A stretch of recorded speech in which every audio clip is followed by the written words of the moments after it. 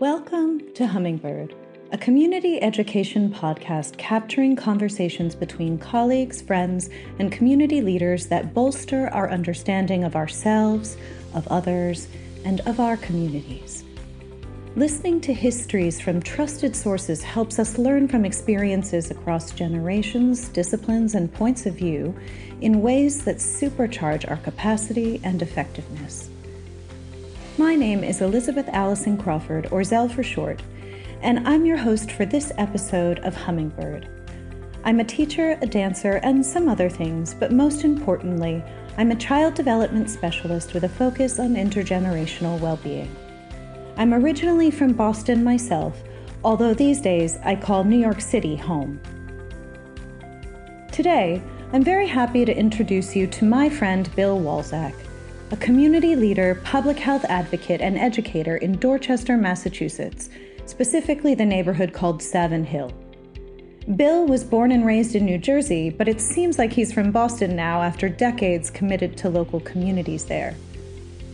Bill is most associated with the redevelopment of the Codman Square area of Boston, a multicultural community which was founded in the 1970s and became an area known for racial unrest and economic disintegration.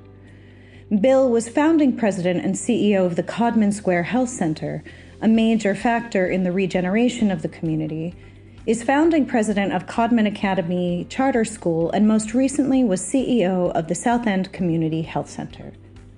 He's been president and CEO of healthcare organizations for over 40 years, and while he's technically retired from regular employment, he has a very full dance card and writes a weekly column for the newspaper, the Dorchester Reporter. Bill is an advisor and trustee to many important local organizations, including Bunker Hill Community College and the Massachusetts Business Alliance, and has worked on multiple gubernatorial and mayoral transition committees. Bill has supported community regeneration efforts in a number of countries around the world and was involved in the Northern Irish peace process for over a decade. He's received numerous awards for his work and ideas. The themes of this episode with Bill in 3 acts are the importance of context, Bill's claim to fame about how to get things done in Boston, discussions about proximity to power and the value of practical dialogue and decision-making, and the human element in good governance. To offer some personal context, I first met Bill when he was serving as CEO of South End Community Health Center in Blackstone Square, on the block occupied by the Blackstone Public School. The health center is a unique place-based solution providing education and community health services in the same building, adjacent to Via Victoria, the oldest community development corporation in Boston, traditionally home to predominantly Puerto Rican and Korean immigrants.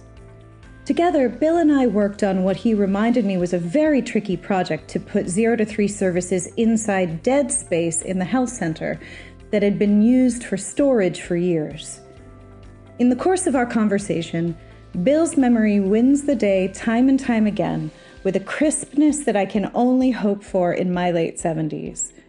When we begin our recording, I'd just given Bill a small gift of something called the Match It game, produced by our friend John Swabish at the Urban Institute in Washington, D.C., a master of data for visualization, so please look him up.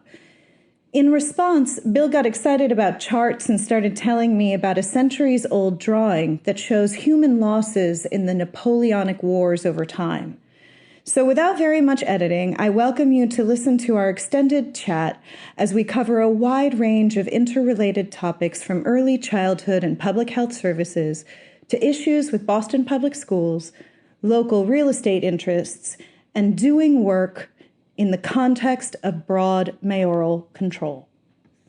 When the mic turns on, you'll hear Bill say, and it comes back as a single line, as he's describing the colossal casualties suffered by the French under Napoleon's leadership. But he does it with a characteristically bright tone, which is one of the many things that makes it a joy to talk with Bill, his underlying belief that whatever the challenge, we can learn something from it. It's always interesting to hear Bill talk about his work and perspective, and this time, thankfully, I remembered to bring the mic. At the end, we've included a special 10-minute outro in which Bill explains the details about Boston's strong mayor system of governance, so stay tuned to the end for a great civics lesson that relates to today's local elections and a spot-on impersonation of past mayor Marty Walsh. To read Bill's weekly column in the Dorchester Reporter, visit .news.com, that's DOTNEWS.com. Thanks so much for listening. Stay tuned in general at Evolution Forward on Instagram, here at the Hummingbird podcast on YouTube, or online at www.evolutionforward.org. Here's Bill. Comes back, and it comes back as a single line. And it's like, wow, that's war. You know, that is very meaningful in terms of understanding, right? That he started off with 400,000 soldiers and wound up with like 1,000 or so. Lost all of the other soldiers along the way from cold, disease, and fighting. You know, but anyway, that's a fascinating one. And it was done in the mid 1800s. You know, so it was like a simple, really, kind of. Works. It works because you look at it, and after about 3 minutes, you say, "Oh." So it takes 3 minutes to digest a good chart? Is that good what chart, you think? yeah. Okay. And I think of all the charts, like the Boston Foundation is very fond of putting charts in their annual reports and the reports on housing and stuff like that they do. And they do a fairly effective job. You know, you can look at their charts and understand what they're talking about. The big issue, of course, is, you know, like when you get into epidemiology and stuff like that, where, you know, p-values are the important thing. And, you know, when you look at that kind of stuff, you say, maybe.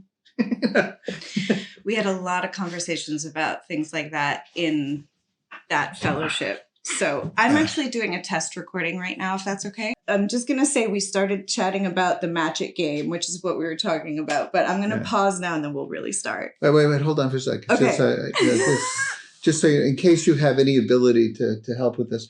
I was informed yesterday that my band is going to be playing at the Boston Public Library in the what do they call that? The center area where people go outside and inside. You know, which library? The Copley. The main one. The main one, yeah. The Pueblo Library. Yeah, right. And it's like concerts in the whatever that's called. Copley Square, the town square. Yeah, but it has a revolutionary theme, and it's anticipatory to the 250th anniversary of, you know, the revolution, right? Okay. So we're coming up to that. But a lot of the stuff happened in Boston, the Boston Tea Party, all that kind of stuff that happened just last December for the 250th. But anyway, so they want us to have a revolutionary theme, but it doesn't have to be a revolutionary in the terms of the American Revolution. It could be revolutionary thought, revolutionary this, revolutionary How about evolutionary thought? How about revolution means to turn over, right? Yeah.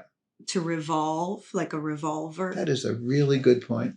So it means to change ultimately. And I think if you read the beginning of, I forget what's the author's name that wrote the John Adams.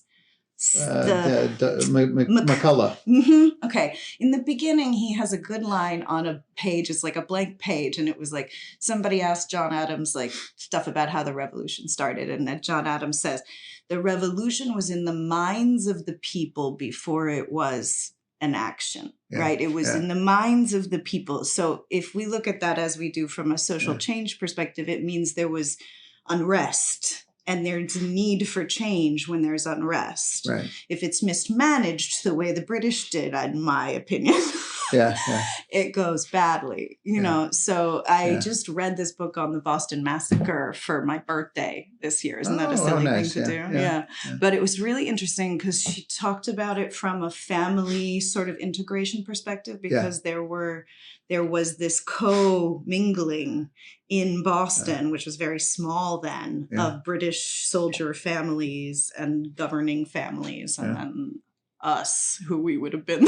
Yeah, right. Yeah. I don't know who I would have been. But anyway, I've been thinking a lot about that idea of like when people say, because they make a mistake and call us a revolution forward. And I always say, take the R off. It's an evolution, not a revolution. But I don't have a problem with the word revolution, except that it seems to imply war. Right. Does that make sense? Yeah. But the Latin root means turning. Yeah.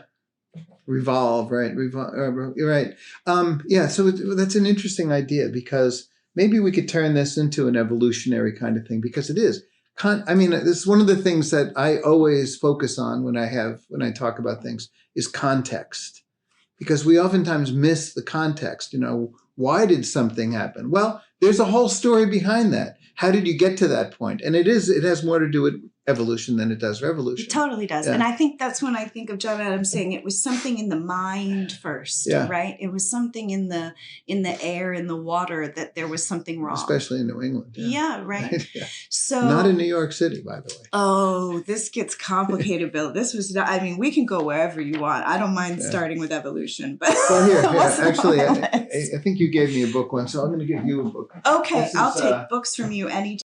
It's one of the more impactful books that I've read in the past 10 years. So okay, that's a good recommendation. Then I'll take it. He's a good writer too. He's lives in Maine. I don't know where he's from originally, but he's mainly a journalist. It's a fascinating book to me. Fascinating. A history of the 11 rival regional cultures of North America. Yeah. I feel so uneducated. I've never heard of such a thing. It's a fascinating book because at the map. It deals with in fact he says that who gets elected president has to do with which of the nations become collaborators in this, that they see things from very different perspectives, but they have certain things in common. And how they interact and who they decide to vote on determines who gets to be president of the United States. Mm-hmm. You're saying still in this kind of format. Yeah.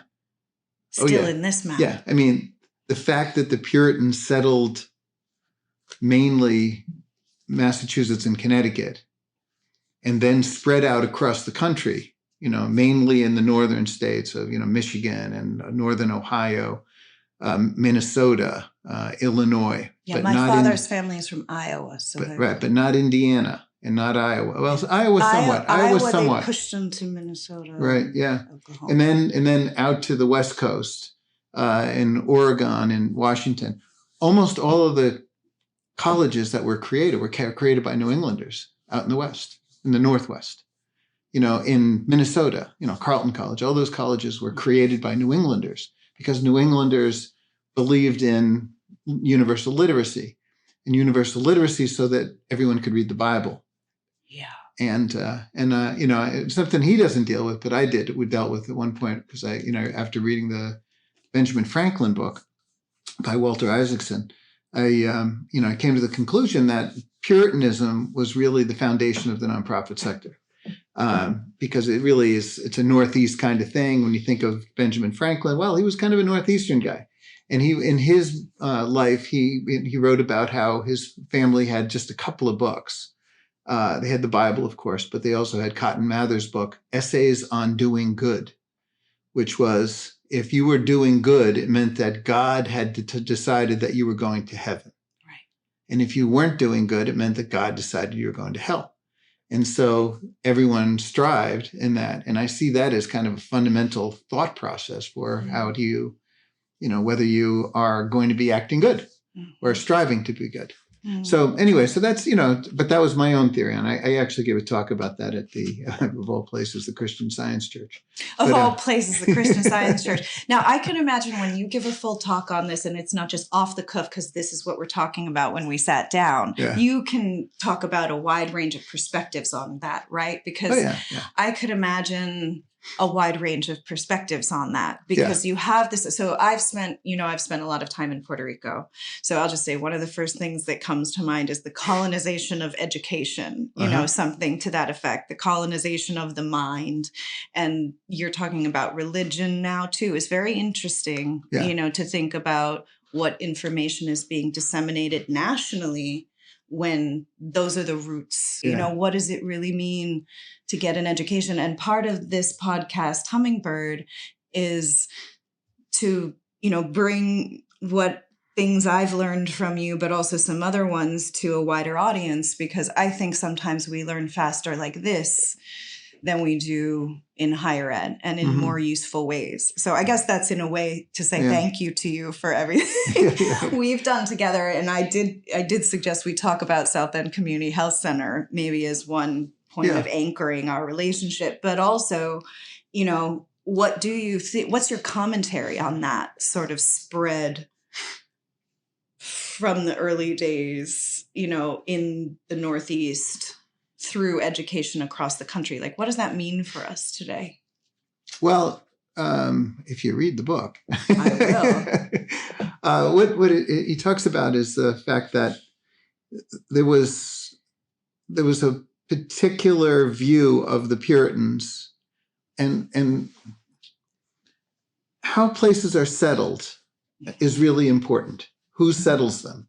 Because the people that come later kind of assimilate into that culture. So one of the things I've noticed is that growing up in northern New Jersey, which is a suburb of New York. What town are you? Yes, exactly. Exactly. Well, basically Rahway. I grew up right next to Rahway in a place called Island, which most people never heard of.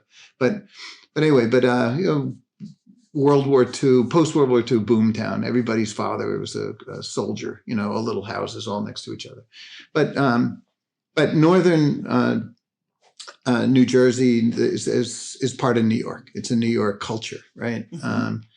And so, but from the perspective of, you know, what does it mean for the fact that the Puritans settled New England is that the Irish, when the Irish came in the 1840s and thereafter, they were assimilated into a Puritan culture, even though they hated the Puritans, they hated the English, but it was still a Puritan culture. The Irish that came into New York are different than the Irish that came into Boston. They're just different.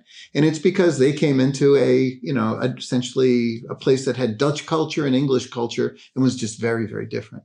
And the people that came into Virginia are very, very different. How you enter into a place affects how you think. For a lot of different reasons. It's what you see, it's what you hear, it's what you're educated. You know, the Irish came into the Boston public schools. They immediately kind of backed out of the Boston public schools to create their own school system of Catholic school system. But in fact, all of that influenced the way in which people thought, people acted.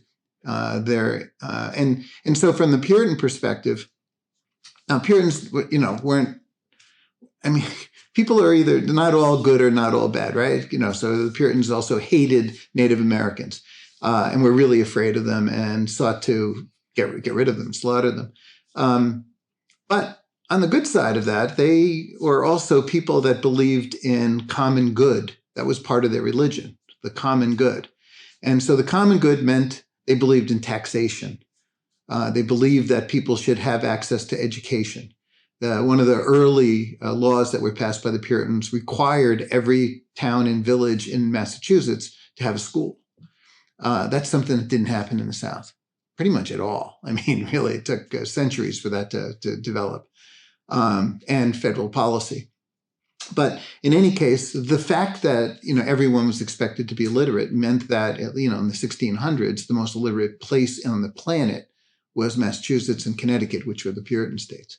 And so what does that mean? What does that mean for the future? Well, it means that somehow education is important, but it also means that, you know, having the infrastructure of education means that the immigrants that came in got doses of whatever that belief system was, whatever Horace Mann, who was a state senator from Framingham, by the way, when the Massachusetts created the first education system in the country. And a school that I would know the name of being born and raised here, Horace Mann. Yeah. You know, that comes to mind immediately. Right. Yeah, and the school that he created was Framingham State, became Framingham State. But it was a normal school and was to teach teachers. Anyway, it was the first teachers' college in America. Anyway, so just interesting. So after he wrote the bill for the Massachusetts legislature to adopt, to create a universal system of education for the state of Commonwealth of Massachusetts, Nobody really knew what that meant. So he was asked if he wanted to be the first commissioner of education. Eventually he wound up in Ohio, Antioch College. My college state, Oberlin. So he was the founder of Antioch College out there. It's kind of interesting. And Ohio, of course, was originally part of New England, in that the Western Reserve of Connecticut was actually Ohio, Northern Ohio. And so even though Antioch's in the southern part of Ohio, you look at Oberlin, you look at all that stuff, it's really kind of the vestiges of what in that book is called Yankeedom, which does not include New York City, by the way. It includes northern New York and New England is basically what he calls the origins. Does it mention Oberlin? Do you know? I don't know. There's a really interesting educational history to Oberlin too. Controversial, but interesting missionary. Yeah. Oh, yeah. Also, aluminum was discovered on Oberlin grounds. Wow. It's fascinating. Huh? As the Brits would say, aluminium. Aluminium. Yes. Aluminum. Right. I heard that the other day, and I was like, oh, man. Don't confuse me, Bill. It won't go back the correct way. Aluminum. But yeah, interesting. Okay, well, did I interrupt you? We were on the Puritans. No, but I'm just saying that it was a fascinating book to me, because when I looked at it, I said, wow. I mean, and there was some things that I never knew. I never knew that the Deep South was really founded and created by essentially the second sons of the plantation owners in Barbados. Barbados was the wealthiest part of the New World at the time of the settlement. And because the primogeniture, the first sons would get the plantation, the second sons had to go somewhere. They wound up going to the Deep South and recreating the brutal slave culture of Barbados in the southern, the Deep South, North Carolina, South Carolina, Georgia. Just a fascinating part of that story, because that part of America was not interested in universal education or the common good. That was really an aristocratic. The reason why they joined the revolution, the American Revolution, was because the British royal governors needed soldiers, and they started promising slaves freedom if they would fight for the British cause. And that immediately brought the southern states into the Revolutionary War, and also was the basis for how the Constitution got developed.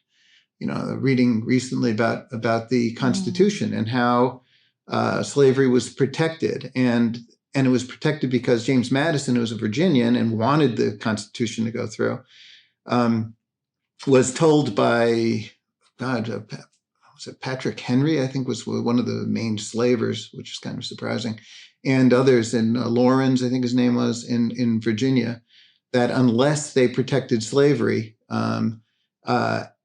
in the second, that's right, it's a book about the Second Amendment that I'm also reading at this point, and that unless they protected the militia's ability to put down slave rebellions, that they wouldn't join the Constitution, wouldn't join the country. And so they placed in there the Second Amendment, which was a way of assuring the southern states that they would be able to keep their anti-slave militias. So fascinating complicated stories. Roots we have here, aren't they? There are 11 of them, apparently. Although there was a book, I could show you a book that came out in the 80s. It was called The 9 Nations of North America, which was just kind of a photo of clipping, kind of a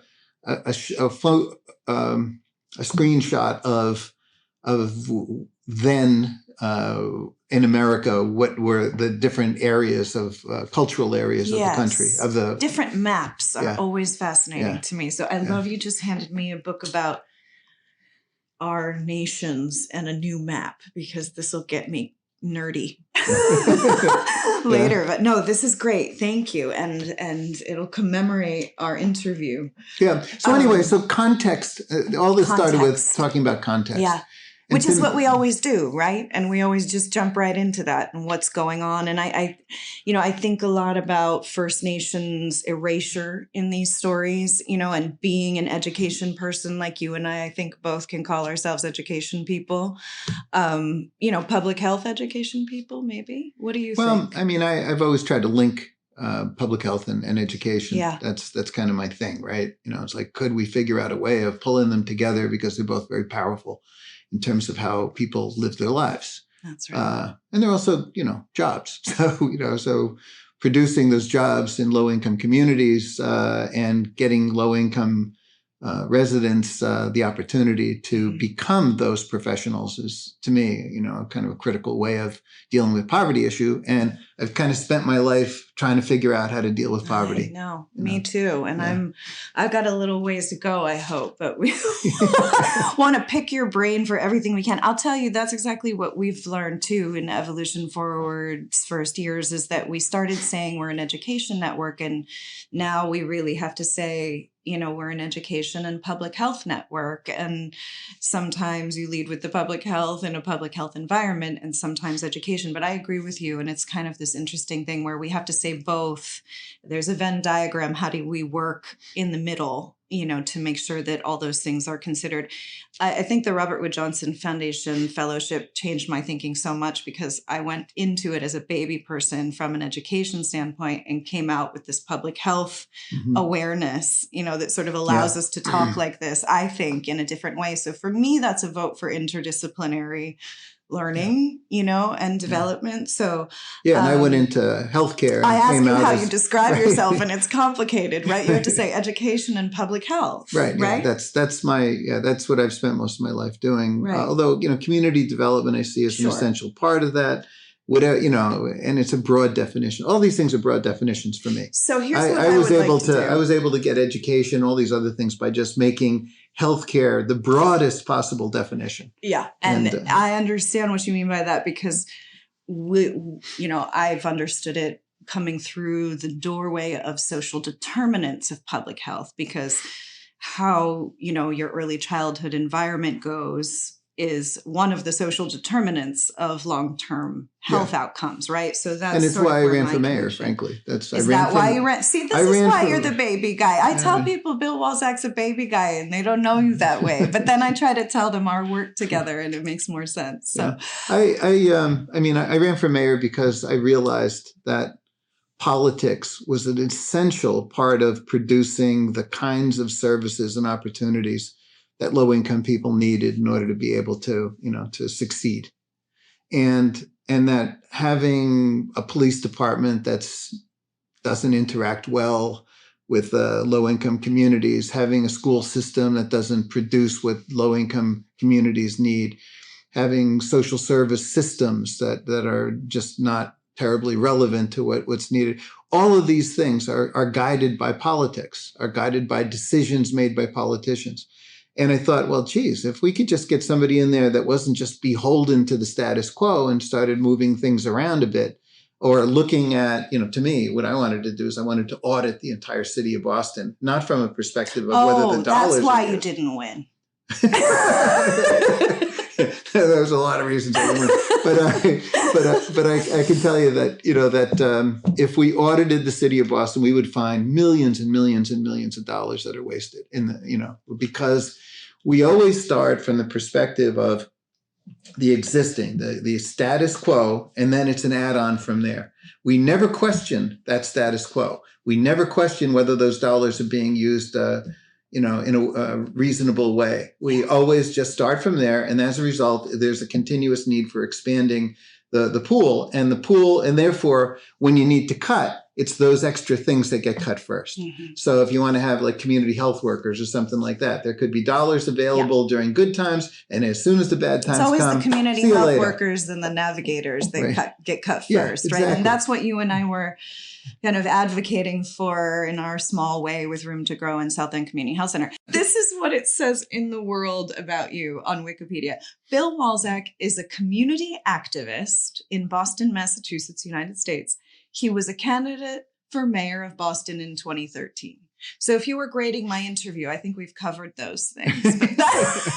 That is your I know. Well, two-line bio, but it goes on to talk about, you're missing some cool things, because I think the New York Times, is it the New York Times Magazine article about your marriage with No, May? it was in the vows section. It was in the vows section. Yeah, okay, vows, whatever it was, it has this beautiful picture and a nice description. Unfortunately, it's behind a paid firewall, but it's a really nice Luckily, article. I bought some copies of that. Okay, well, we might have to bootleg it up on our website then or something. It's very lovely. And I know you have a wonderful personal story about all of that, but I feel like these things are interesting because I describe you as a community organizer. I feel like that's what comes first. And I think I only know that from having done a project with you, a significant piece of work, because it's never easy to implement things, right? And so I think part of why, and maybe I can get us to talk a little bit about South End Community Health Center history,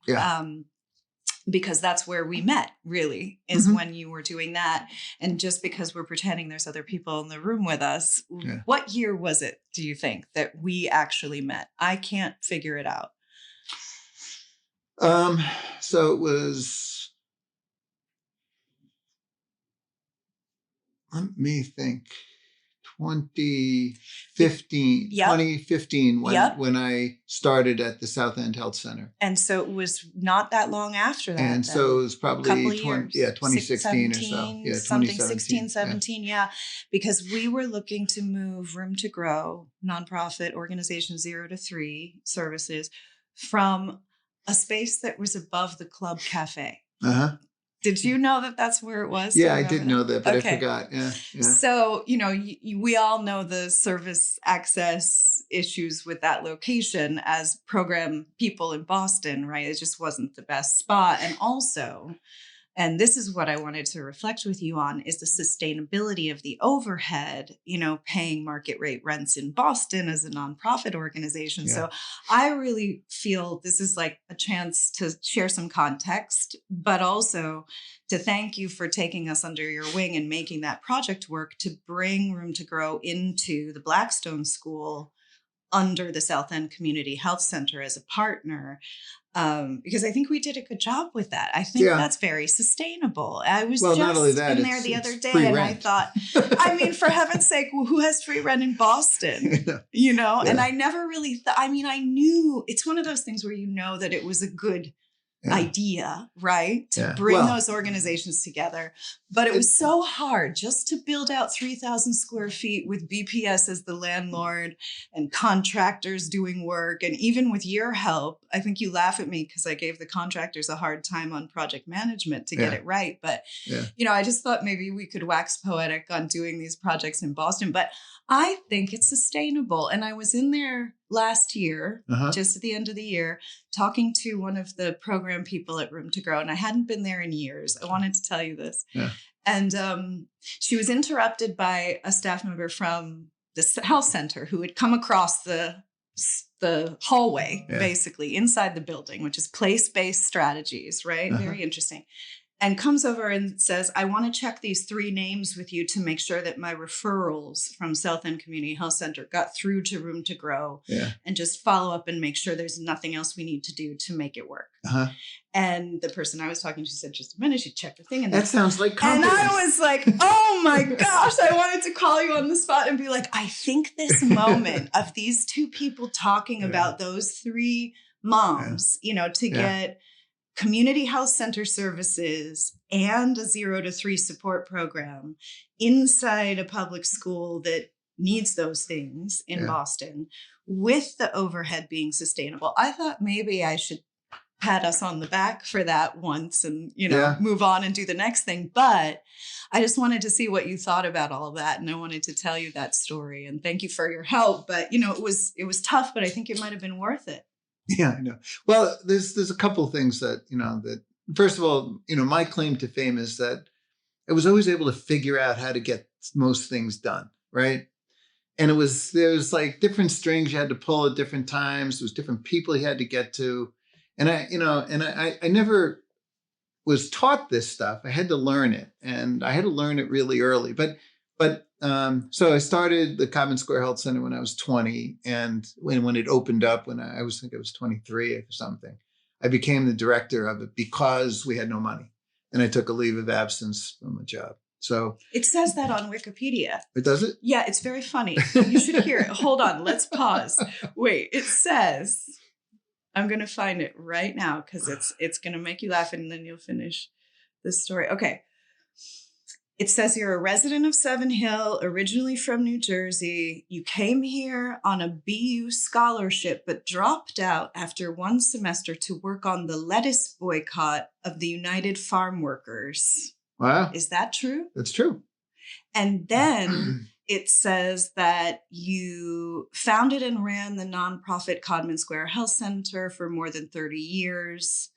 And then it just talks about Codman Square. So it doesn't tell the real story. Yeah, right. I know. And I'm actually thinking about that. I want to hear the lettuce story someday, but let's talk about the Codman one because that's the... So, I wound up getting married really young. I was 18 when I got married. And I married a Dorchester girl. And that's how I wound up in here. She had an aunt that was moving out of the city, out to the suburbs, when everybody else was moving out to the suburbs, near Codman Square. And so we wound up renting an apartment for $75 a month. Amazing. And as a dropout from college, I was working as a spray painter and getting involved in the community because being a spray painter, I can tell you, is a really boring job. But I was also a community activist when I was a kid, when I was in high school, especially. About what? Anti-war, pro-civil rights kind of stuff. Okay. We had my school, New Jersey. Yeah, New Jersey. My school, a Catholic boys' school, that was very leftist in its orientation. Although, as soon as we left, my graduating class was the last graduating class where there was kind of this leftist thing. And the reason why it was a leftist thing was because at the time they would draft deferments if you were a school teacher. So all these people that would normally never think of teaching would wound up teaching so that they didn't have to go to Vietnam. So they had a particular perspective. And they used to bring us to various anti-war demonstrations and civil rights things and all that kind of stuff. As soon as we graduated, the parents were furious with the school, and they brought in a hard hammer kind of guy that changed the school, completely changed the school back into, traditional Catholic boys' school. But we had an amazing run for the 4 years we were there. Okay, so the activist bill just slipped through the New Jersey education system. Right, yeah. And so I wind up here, and of course I knew about Cesar Chavez. I go to the Newman Center, which is the Catholic thing at BU. Jim Carroll, the famous author, was the priest, and he brought Cesar Chavez there. So it was, so we were asked about, could we do this? And at the time, I met my wife when she picked me up hitchhiking. These are all like interesting baby boomer stories. Whenever I say hitchhiking, people are like, what? This sounds like I'm going to need to come back again. So she picked up hitchhiking. We wound up deciding to go out to Colorado to help organize. Our dates were like handing out flyers at A&P stores, right? I love it. So we wound up going out to Colorado to help organize the lettuce boycott out there. And but because we were Catholic, I said, well, we should get married before we go out. Right? And something that I would have killed my children if they did something like that. But nonetheless, it was true. We got married because we were Catholics, and moved out to Colorado to do the organizing work, and then came back, moved into Codman Square, in the Codman Square area. And I got involved in the local neighborhood in my spare time. And at one meeting in December of 1974, which is coming up 50 years, there was a meeting to talk about what to do about the soon-to-be abandoned Codman Square branch library. The idea came up of a community health center. I asked a bunch of questions. I was considered to be, this radical. I had long hair and stuff like that. So I was considered this radical by the Civic Association there. And the woman who ran it, Marge Muldoon, basically put me in charge of the committee to start a health center. It was a way of kind of shutting me up, right? So it's like, or making me do work. Right. If you have that much energy, Bill, why don't you take on some of the work? I've been in that position myself. I think I'm realizing you and I are peas in a pod. So anyway, so that's, so she winds up appointing me the chair. I wind up organizing the group. I've never taken a course in community organizing, but I did once with the Robert Wood Johnson Foundation, but I learned more from you. But community organizing is really about just building relationships with people and having a vision or a goal or even a concept about where you wanted to go, just like even a basic concept. And so in April of 1975, which is less than a year from now, we incorporated, and because I had done a lot of the work, I became the president of the corporation. Right, it was 20 was 20 years old. So anyway, but that was how we started the health center. I wrote a grant proposal and wound up getting a job at the Dorchester Court for a community restitution program, and then I left that I took a leave of absence to start the health center, figuring that we didn't have any money, but at the time my rent was $50 at the time.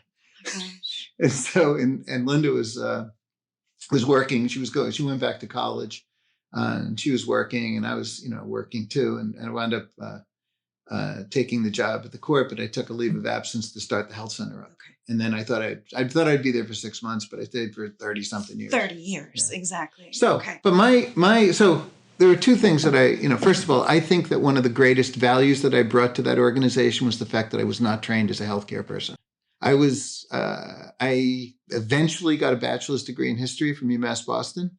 Took me a long time, but I eventually got that. I believed that I should get one. Actually, it was really the courthouse that kind of forced me to finish up all my incompletes. But nonetheless, I wound up getting a bachelor's degree. But going into this, you could see, what are the real problems, And so after starting a whole bunch of new programs, I realized, and then getting back to the South End, I realized that it's really difficult to run a multi-service organization, right? So you can kind of grow past the medical model and do certain things, behavioral health. You can add a bunch of medical services and stuff like that. You can get into community organizing. We had community organizers on staff. We had people that were organizing crime watches and stuff like that. We could get into that. But once you got like kind of a step past that, like running a fitness center or a grocery store, something like that. What people really need for prevention and general daily health. But better to do it as a partnership than to do it on your own. And at the time, the real estate was really cheap in Codman Square. So I bought a bunch of buildings. And then, for instance, there's the building that's now Daily Table, which is a, fantastic nonprofit grocery store that only sells nutritious food. It's just great. And the HealthWorks Fitness Center over there. Well, that was, luckily I didn't have to pay a dime for that. I raised the money. I got a grant to buy the building. And so, all I had to do was raise the money to, to put the various programs in. But I didn't have to run them. I had people run them that knew how to actually run those things. And so coming into South End Health Center, my lesson learned over that 30-year period was that, that best to build partnerships to provide the services with people who are passionate about that particular thing that you would like to see get done. I recognized really early on that early childhood is so important and that the school system doesn't really do much about that, right? So, the school system starts at age 4, which should start at age 3, but for whatever goddamn reason there is, this is where you and I meet soul to soul. Because when I started here, anyone I hear speaking like that feels like a kindred to me. Yeah. Where can we start solving this? Right. So, yeah. And when we had all that money from the pandemic, I kept on writing about how important it was that we just go down to K0, right? Let's do K0, add another step into it. The schools can handle another grade down, but, it's so difficult to get any kind of change to the status quo. And so it's just so annoying because we could have done it. We could have done it during the pandemic and we didn't do it during the pandemic. There were so many things like that too. And I think to focus, because there's so many macro problems we can't solve in our lifetimes probably. But what we did do, I think, is drop a little bomb of light into the South End Community Health Center on 0 to 3. Right. So now I'm realizing why we were such a great fit, because I came saying, I want to do this thing in a different way and we need a sustainability strategy. Well, I was looking for ways for the South End Health Center to do more with early childhood. Yeah.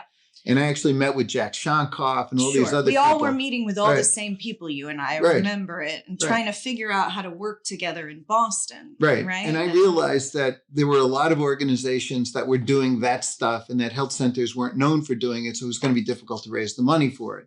And so I was looking for a partner to do that. Mm-hmm. And then you showed up. Saying, knock, knock. Hey, Bill, I need some space and good partnerships. Yeah. And the fact that it was early childhood stuff was like, okay, let's do this. Let's get this done. And everything I've ever done has always been problematic. There's always been some reason why things, could have easily not happened, including the Codman Square Health Center. That makes me feel better when you say things like that, just so you know. So keep saying them. There is nothing that I've done that was easy. Nothing. It was like, it's all difficult. And when I have a group from Chile coming to Codman Square in June, and they always assume that somehow the government came in and just built all this stuff. And it's like, God, the government did nothing. So much really. We had to fight the government in order to get stuff. Yeah. And granted, if you get government money, it usually sticks around for a long time. So there's nothing like government money. But, oh my God, dealing with the bureaucracies were impossible. Mm-hmm. So we wind up with that whole situation where all of a sudden, the Build Boston Public Schools with put out that RFP. Yeah, with Rob. Well, with process? Rob. Well, it was worse than that. You're jogging my memory. I forgot about that completely. But there was some change right before we were trying to do what we wanted to do. They decided they weren't going to move on anything in the Boston Public Schools until they had a comprehensive plan for every piece of real estate that they had. That's why I called it an RFP. I think you had to apply all of a sudden or something. But our particular school wasn't even on the agenda. This is when I called you. I tapped out. I think I tapped out. And this is the story for me because I'm remembering now how close it was to being impossible. Oh, yeah. Yeah. And it was one of those things where, I talked to Rob Consalvo, who's now state rep out of Hyde Park, but at the time, and he was the chief of staff for the Boston Public Schools.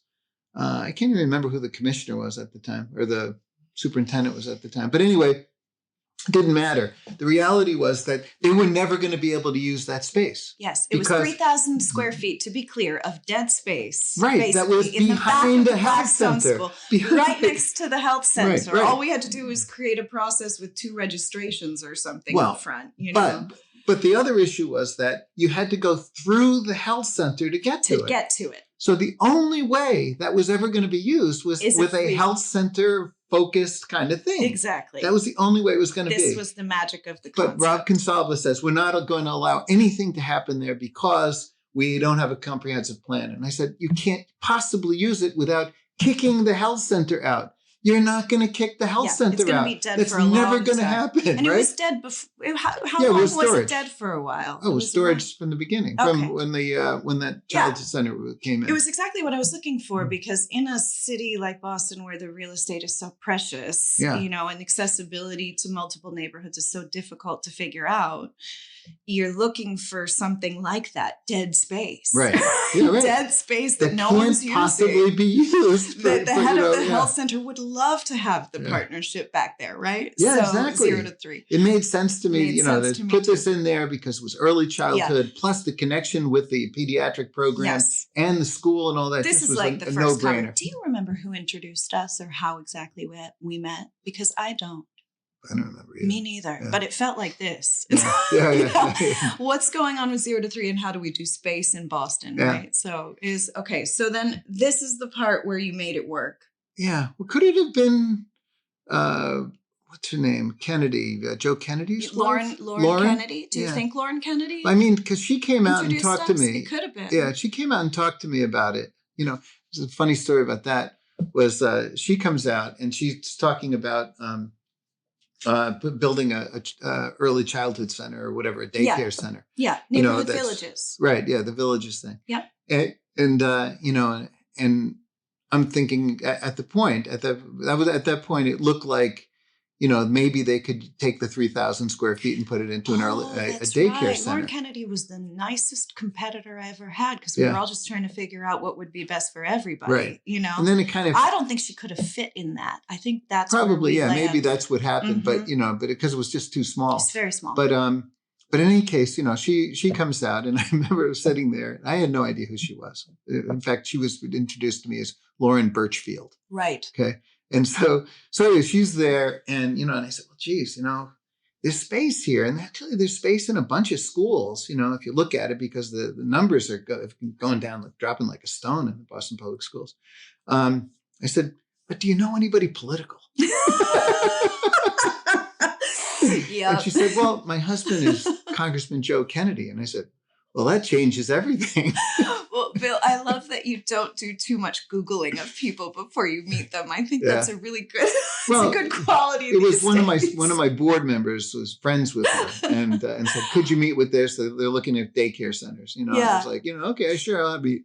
You know what? They just put out, Neighborhood Villages just put out a list of criteria to hold your children's books up to, kind of thing, multicultural. Yeah. And so I thought that was great for us because we're putting out this Afro-Latin dance children's book now. So I think we're all thinking about, they're working out of John Finley's. Yeah, that's where the other room to grow site is. Remember that?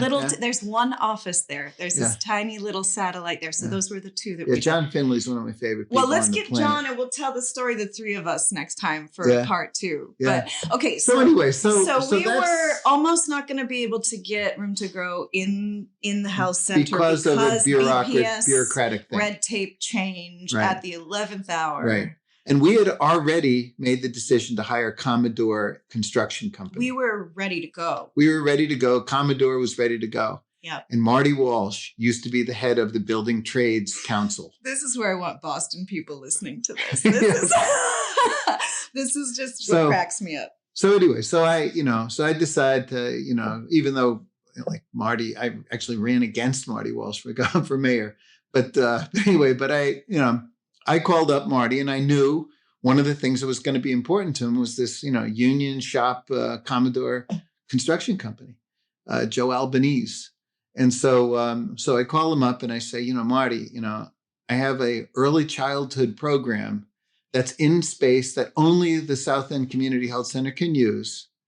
And Build BPS is telling me I can't do it. And I have Commodore Construction right now ready to go. And he said, you have Commodore Construction ready to go?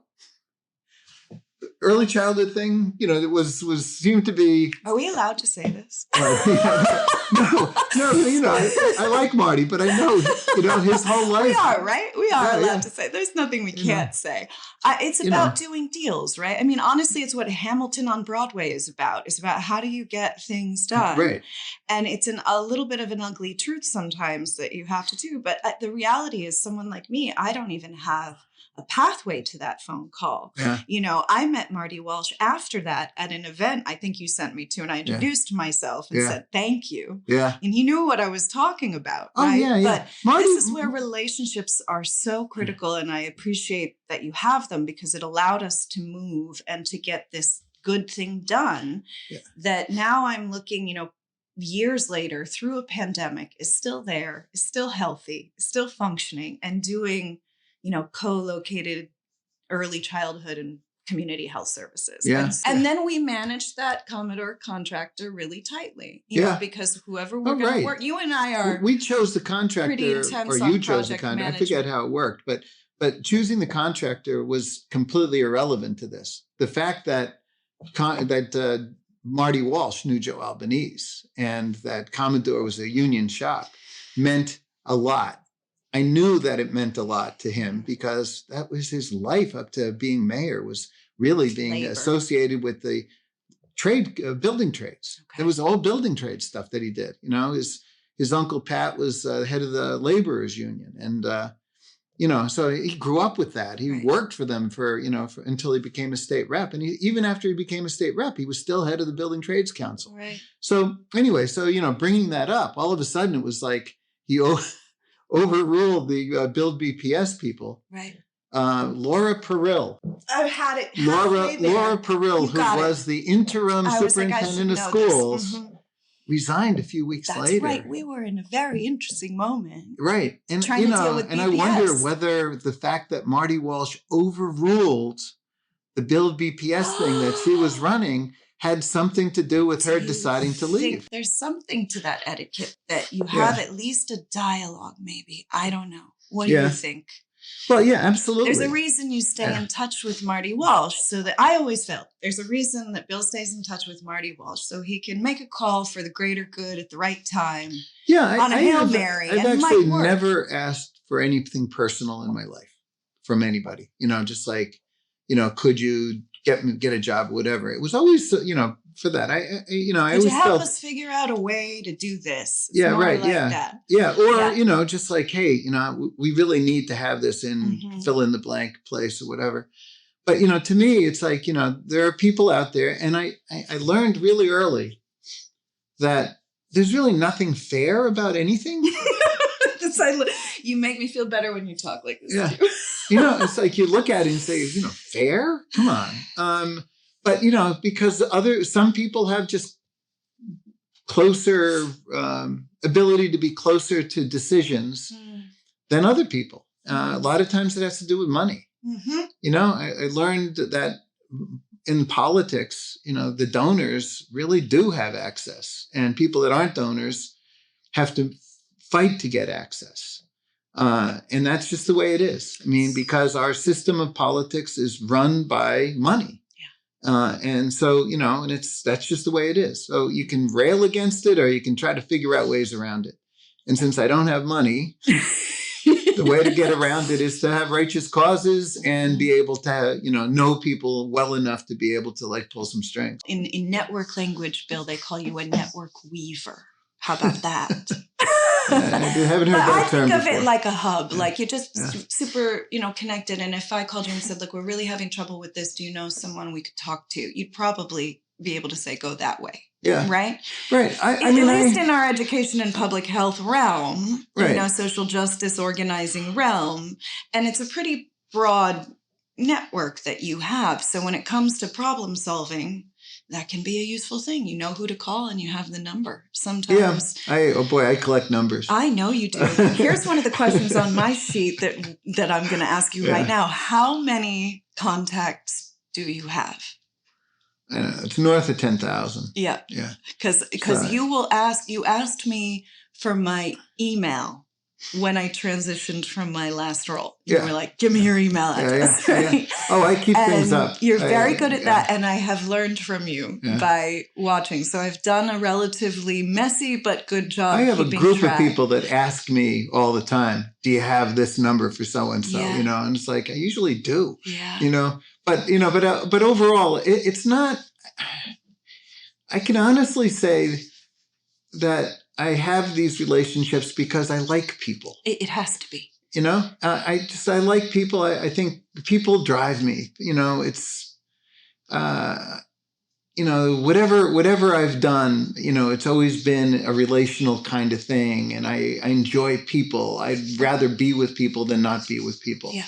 I was just telling Meg actually before. I said, the last time I went we were thinking of going to London. She's now on the board of a museum in England, of all places. Wow. So anyway, so we were in Bath, and we were gonna. I know Bath. I've been there. It's Bath. Bath. Sorry. Bath. Anyway, Bath, my American accent. I've never been there, but it's actually close to like Dorchester and Weymouth and all these other places, that are now here. Interesting.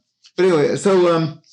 But I was explaining that the last time I was in London, I was with Joel Abrams, who ran the Dorchester House. Yep. And that he got really sick. We were coming back from South Africa, and he got really sick. And I said, geez, I really didn't enjoy London that much because I was just by myself. I need somebody to be with in order to enjoy places. And that's just me. I'm a people person. There are more, I guess, socially active people like you and I, and sometimes it's helpful to get some things done. And relational stuff makes the world go round. How gets things done. And to me, it's like, if you have, I've always looked for the righteous cause, and even when I was doing stuff, it's just like, what's the human element of this? Yes. What's the thing that's going to prompt somebody to make a decision? Yeah. That's in favor of a particular thing. And I learned that. I learned that over the years. I still remember, I mean, some of the stuff you just kind of accidentally come out. I'll tell you one story. Really early in my, after I became the director of the Codman Square Health Center, there was a lot of controversy on the Codman Square Health Center. There were a lot of people completely opposed to allowing the Codman Square Health Center to open up. And eventually we fought the good fight. And, it was a mistake. We had a press conference against Mayor White, for God's sake. So eventually we won that. And, and I've also been somewhat fearless in being able to, go after people of power, including one time, which could have resulted in injury. But anyway, but we finally get our open doors, and there's this grant called the Matching Grant Program. And it's a match with a hospital. And at the time we were getting a whole bunch of things from the Carney Hospital, like, our payroll or, supplies, blah, blah, blah. And so this is 1980, 1980. I was 1. Okay. I was hanging out on Cumberland Street in the South End. I was 24 or 5. Cool. Yeah. Anyway, but so I hear about these matching grants, right? So I go to the city government and I say, now, of course, when the health center was dedicated in 1979, as the president of the board, I spoke and I said something that Mayor White probably didn't appreciate, which was basically the community does these things, no thanks to government. Because the government had withheld their approval of that for 4 years, and people were just pissed, really pissed, including me. So anyway, as a result, we got nothing out of city government, so we had to fight for everything we got. But we had the space, and they weren't going to kick us out because, it would look bad. The optics would have been really bad. I always say it like this. Bill Walczak copped a squat in Codman Square Health Center, and he wouldn't leave. So that's why it's still there today. Fair enough? Yeah, pretty much, yeah. But anyway, so this matching grant thing, right? So I go to Lou Powlick, who ran that department in City Hospital. And I asked for that, and they said, no, sorry, there's no money. And I said, what do you mean there's no money? Every other health center gets this matching grant. I was like, sorry, there's no money. So we're at this meeting, and I announce that I'm going to be looking into the reports of all the other health centers to find out where they get their money from. You wouldn't believe how contentious that was, right? You just said you were going to look at the financials. Right, I was going to look at the financials. Of course, we have to realize how contentious this always is. Right. Well, and they were all available through the rate setting commission, right? So I knew all I had to do was go to the rate setting commission. So anyway, I wound up getting threats. This guy, Dan Driscoll, calls up and says, Bill, if you go through with that, your colleagues will cut your balls off, he said. And then Jim Hunt, who is the head of the Mass League of Community Health Center, calls me up and says, your colleagues are going to skin you alive if you decide to move forward with it. Wow. So I'm thinking, what are they hiding? Right? Wow. So I go to the rate setting commission and I look up the reports and I learned nothing. I knew everything there already. I knew exactly where the money was coming from. There were no secrets. No secrets. But they thought there were secrets, right? Everybody thought they had a special deal. Me. No, I'm not kidding. You're kidding me. So they thought they had all these handshakes, but actually it was just clear public. It was pretty clear. Information, no shenanigans. No shenanigans. It was everybody was getting something. I've never heard this. Some people had bigger grants than other people. Okay. And that had to do with their relationship was with Boston City Hospital.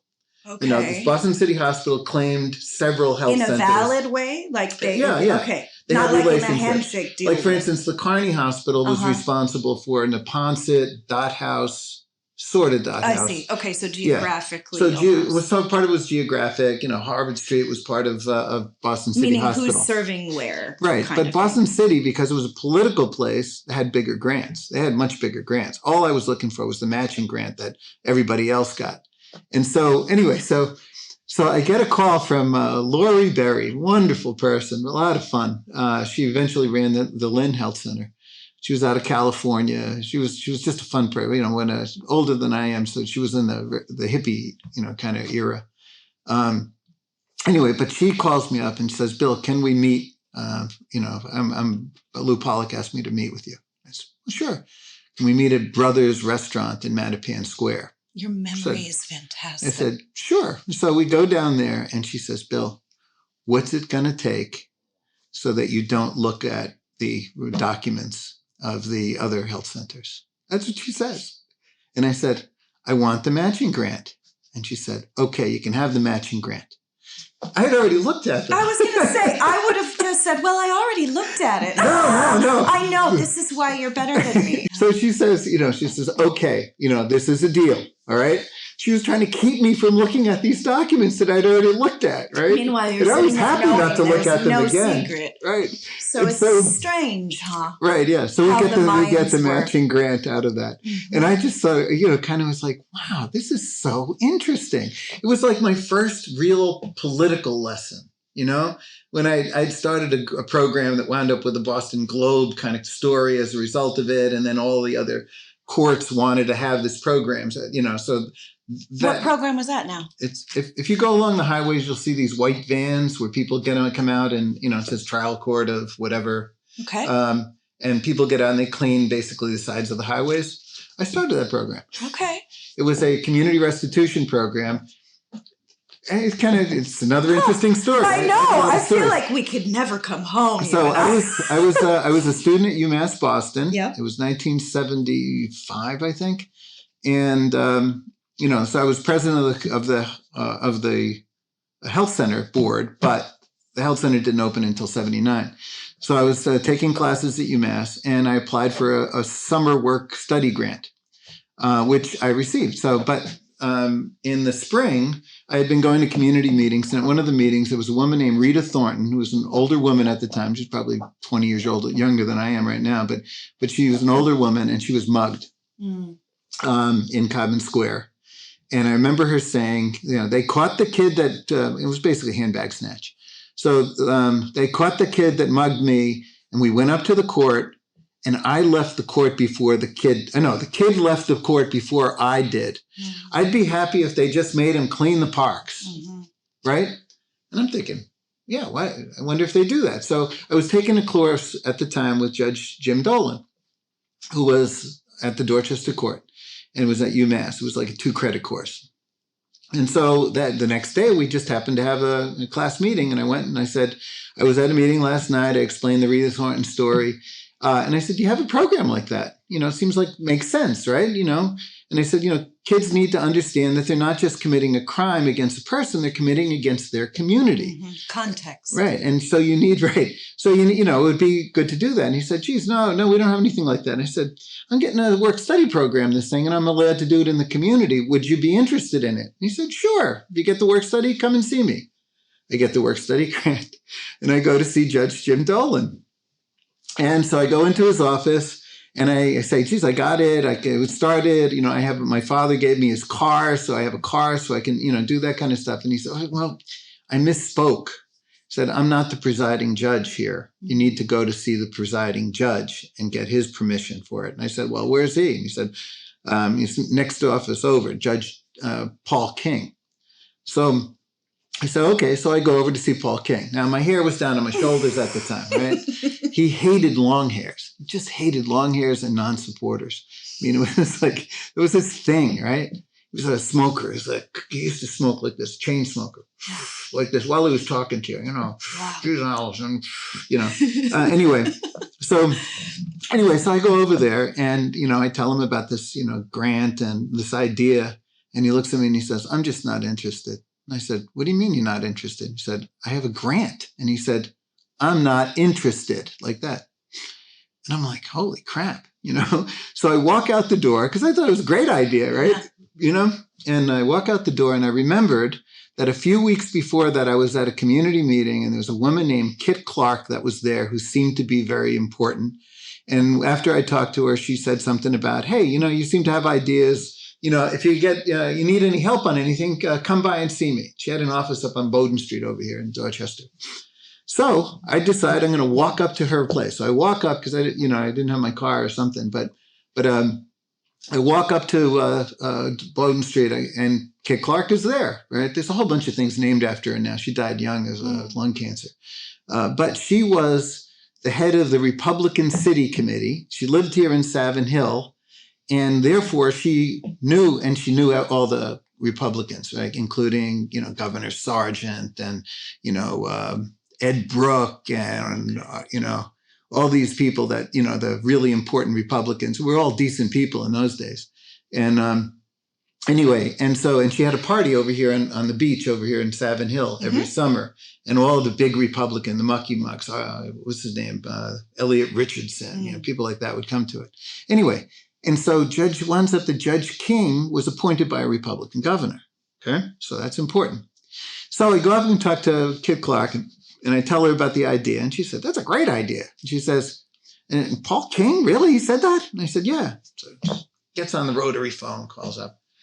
This is Kit. I want to talk to Paul King. Like, just like that, right? And so Paul King obviously gets on. She said, this young kid up here has this idea that's going to clean the parks in Dorchester. And you said no? Blah, blah, blah, blah, blah, blah. I went on for a little bit, and then she hung up and said, go back and see Paul King. So I walked back to the Dorchester court. I walk into his office, and he said, you didn't tell me you knew Kit. And I said, of course, I was, like, who was Kit Clark? And I didn't know that she was that powerful, You know what? That's funny, because that would have happened to me if I tried to go to Marty Walsh by myself. And I would have had to come back looking for a friend. And at least you didn't make me go take that meeting on my own. Kit's tougher than you are. Yeah. That's great. You gotta have a link in a way, right? There's these links to... Yeah, right. Some kind of thing. But, but if people who think differently will have different links, and you have to find ways to be able to collaborate. What is it, right? And what's going to make that person want to say yes, right? It's like this, they have interests, and obviously this guy was a political guy because, judges are political people that know governors, and these different things that she's been involved in. And of course, Codman Academy. And Codman Academy, right, yeah. But anyway, but beyond that, what I think I've learned over all these years is that most people are decent. They want to do the good thing. I haven't met too many people that I would consider evil. A few. Difficult, maybe. Yeah, right. Difficult people. People have their own particular interests. They have their own successes. And, Marty Walsh, he's a decent person, right? He really is. What do you think he would say if he listened to this discussion? I think he's a person that would say that, that he always tried to help people that were trying to do good things for their communities. And it's true. I mean, he was a really good state rep. And, even he would visit places that he didn't even represent and be helpful in terms of trying to get legislation or, dollars for, and do you think he would be understanding of, this struggle that it is to get things done, and sometimes why you got to call and although he was he would maneuver his own way around for different purposes, and so having him as mayor, even though I ran as another candidate during that election that he won. Talking about two things that were of interest to him. One is doing something good in the South End. Yes. And second thing is helping out a construction company that employed people that were in the trade unions. It just kind of, that matchup right there. Matched. Right. Resulted in an action that resulted in Room to Grow to have space in the South End that connects to a community health center and to a school. Yeah. I mean, so, so overall, that's, the secret sauce or whatever about getting things done is figuring out how to maneuver and what other people that you need their support from would find to be successful. How do they define success in this particular thing? Why would they want to help, right? A good story is always a good story. And I've always found that if you can produce, like, for instance, if I brought a doctor along with me at a different thing, it would always wind up.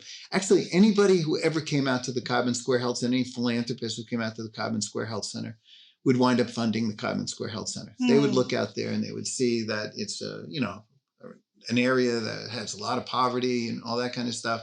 But beyond that, there's a good story to be told, and it looked like there was action going on that that they could participate in. And those are all kind of key elements for getting things done, right? Absolutely. a good story, something that could be done, something that looks like it's really going to get done, because the people don't want to put their money, into something that might not happen. They want to make sure that it's a done deal. And so how do you kind of work those things? How do you maneuver that? Mm-hmm. Can you get some government money first in so that you can say, okay, well, hey, we have this, or you actually buy some piece of property. And then, then all of a sudden it sticks out like a sore thumb because it looks like a mess, and you can go to your government and stuff like that and say, hey, we need some help on this. Choosing stuff, how we wound up with Larry Fish as being our head of our capital campaign, the chair of our capital campaign. It's a fascinating story, right? Can I finish with that one? Yeah, okay. Please. This is your time. Larry Fish, new head at the time. He was in the banking industry for a really long time, but new head of Citizens Bank of Rhode Island, which is now one of the nation's largest banks. Right? Is that true? Yeah. That's trivia I would never have known. Okay. It was a tiny bank out of Providence. I was in Rhode Island in a meeting yesterday at Roger Williams University. Yeah. Oh, really? Yeah. I've been there. Yeah. But anyway, so Larry Fish had, I think he had been turned down to be head of Bank of Boston. He wound up doing some interesting stuff after that. He wound up calling up Kristen McCormick, who ran Federated Dorchester Neighborhood Houses, and wound up working at Federated Dorchester Neighborhood House. I wasn't sure what he did, but I think he was actually just trying to get in the community, clear out his mind and stuff like that. Mm-hmm. And then he gets the job offer to go to Citizens Bank and works some sort of deal with the Royal Bank of Scotland. And all of a sudden there's money. So he decides to buy his way into the market. And the first place he bought into was Boston 5 Cent Savings Bank, which happened to have a branch in Codman Square. Huh. All right. So everybody knew Larry Fish was a good guy. He was kind of mysterious to us in the neighborhoods, but he was, everybody knew he was a good guy. And so we needed somebody that had a corporate, whatever, CEO title kind of thing involved in it. And Arlene Fortunato, who now is the development director for Bay Cove, was my development director at the time. So she says, we should go after Larry Fish. And of course, everybody was going after Larry Fish after he announced he was taking over this bank. But she sent down a bouquet of balloons to his office saying, welcome to our neighborhood. We look forward to doing business with you. Right. And so, so the couple of days later, I make a phone call to there saying, I'd like to meet with Larry Fish. The person answered the phone said, you and everybody else. And I said, yeah, well, we sent you the balloons. And, oh, you sent the balloons. That was so nice, like that.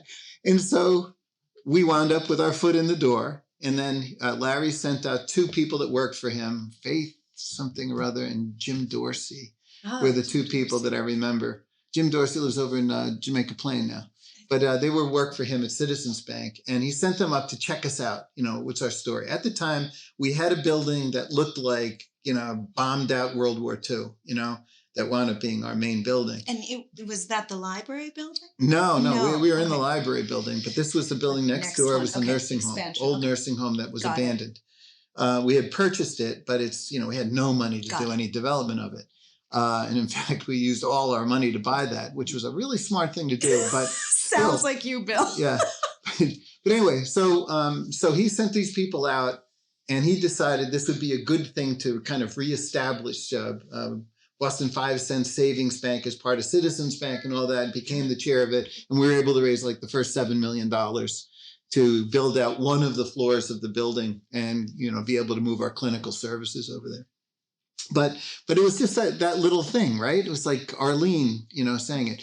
Our people there's a lot of wisdom out there. Humans have a lot of wisdom. Yeah. They can be a pain in the ass at times, but they do have a lot of wisdom. There's a guy named Steve Sidlovich who was involved for a very short time with the Codman Square Health Center board. And when we were finally at wit's end trying to deal with the city of Boston, that we were trying to get space inside of an otherwise abandoned building. There was like a tiny program with 2 people in it that was in there in the old Codman Square branch library. And we're trying to get the basement space to be able to open up a health clinic of all things, and getting nothing but problems from City Hall, right? Steve Sidlovich suggests, I think he was like 17 years old at the time. And he says, why don't you have a press conference, but have it on a weekend? Because during the week, government is operating, things are happening, business is going, and so the news is all brought for that. But on the weekends, they all look for something to broadcast. There's always a news broadcast. So we wind up having our press conference condemning Mayor White on, I forget, it was a Saturday or Sunday, but in any case, we wind up with good publicity from it. And as a result, Mayor White's people called us up and said, the mayor wants to meet with you.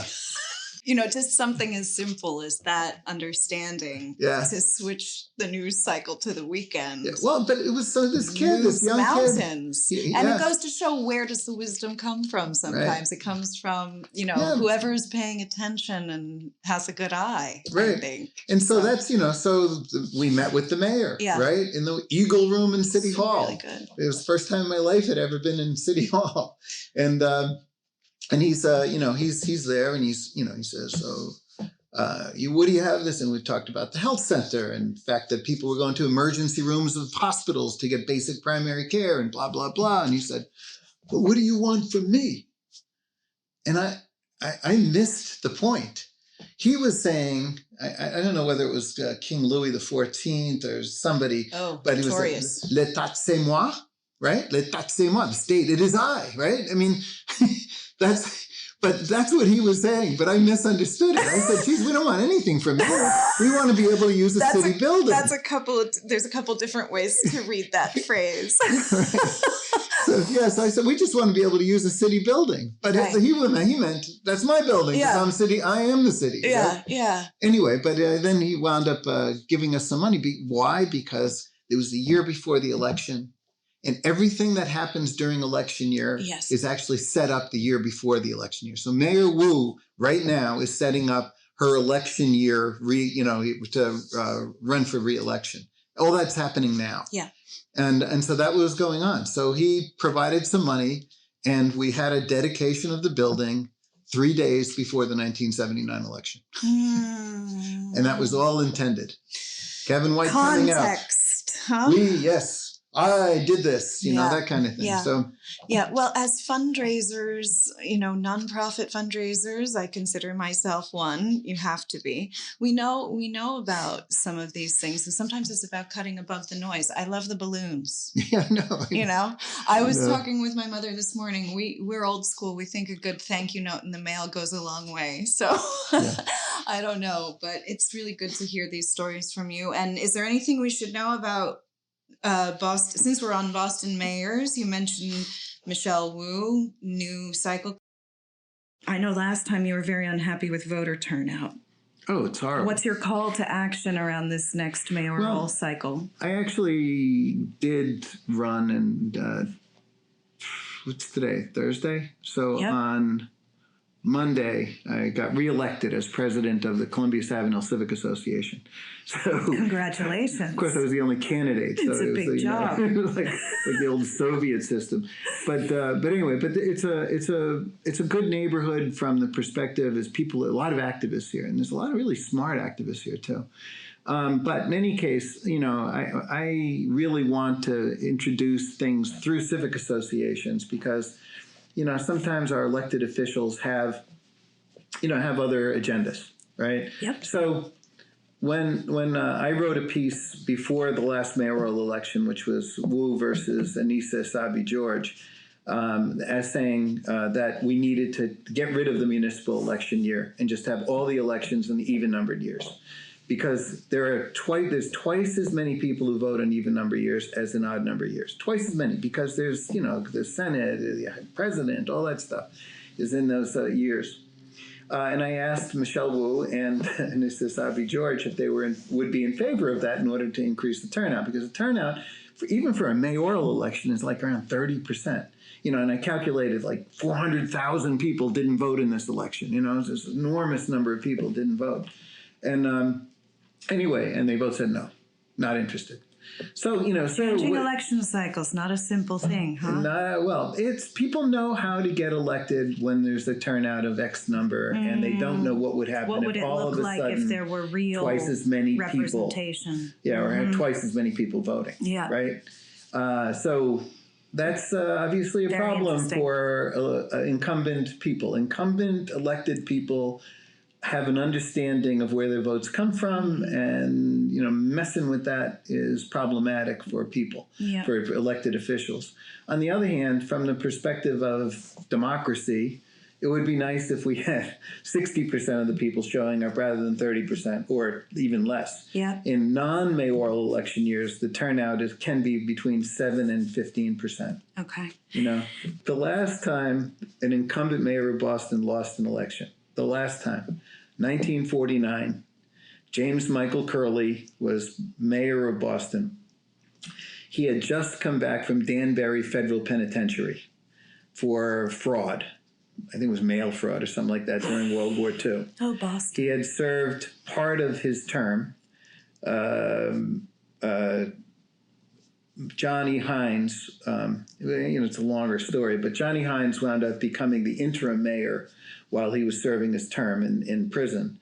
And the promise was, and actually Tip O'Neill had something to do with this. Tip O'Neill was the Speaker of the Massachusetts House at the time and had to work a deal with Governor Bradford, one of the old Yankee governors that was here, because at the time, if you were sent to prison or died or whatever, the president of the city council became mayor. Okay. But the president of the city council was also being sent to prison for a completely different thing. And so they didn't have a third person. Now they have the city clerk. But at the time, Johnny Hines was city clerk. And so they had to work a deal because Johnny Hines said, I'll do the interim mayor as long as I can go back to being city clerk. So they worked that deal, passed it through the legislature, crisis averted.